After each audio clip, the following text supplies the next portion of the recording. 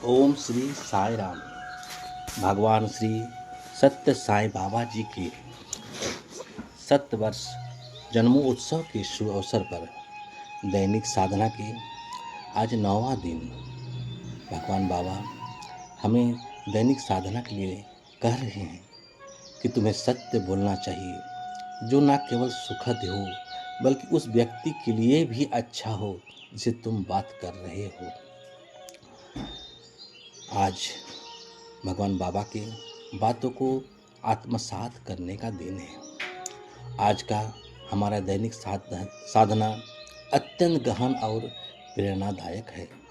सत्य बोलना, परंतु ऐसा सत्य जो ना केवल सुखद हो बल्कि उस व्यक्ति के लिए भी कल्याणकारी हो। भगवान श्री सत्य साई बाबा जी ने 17 अप्रैल 1998 को अपने दिव्य उद्बोधन में हमें कहा था, सत्य का अर्थ केवल शब्द नहीं, एक साधना है।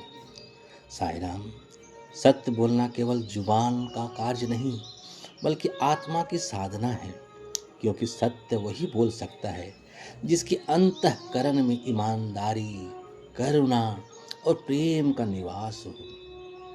भगवान श्री सत्य साई बाबा जी हमें कहते हैं, सत्य ऐसा नहीं होना चाहिए जो दूसरे को चोट पहुंचाए, बल्कि ऐसा होना चाहिए जो उसके जीवन में प्रकाश और सुधार लाए।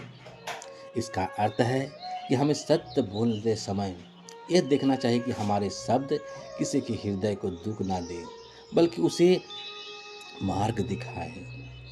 भगवान बाबा हमें कहते हैं, हमारी वाणी का संयम हो, आत्मनियंत्रण की पहली सीढ़ी है। इसलिए मनुष्य अपनी वाणी से संयम एवं निर्माण भी करता है और विनाश भी करता है।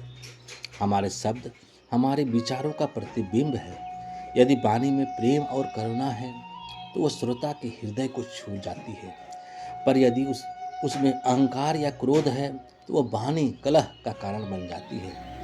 इसलिए साईं बाबा हमें सिखाते हैं कि बोलने से पहले हमें अपने आप से 3 प्रश्न करना चाहिए।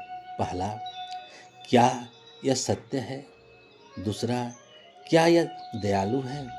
तीसरा, क्या यह आवश्यक है? यदि उत्तर हाँ है, तभी वह वाणी साईं की कृपा से शोभित होती है। सत्य और प्रेम का मेल साईं मार्ग का सार कहा जाता है। साईं मार्ग में सत्य और प्रेम दोनों का संतुलन आवश्यक है। केवल कठोर सत्य नहीं बल्कि करुणामय सत्य ही ईश्वर को प्रिय है, क्योंकि साईं बाबा जी का संदेश स्पष्ट है, सत्य ही भगवान है और भगवान ही प्रेम है। इसलिए जब हम प्रेम से सत्य बोलते हैं तो वह शब्द नहीं, प्रार्थना बन जाता है।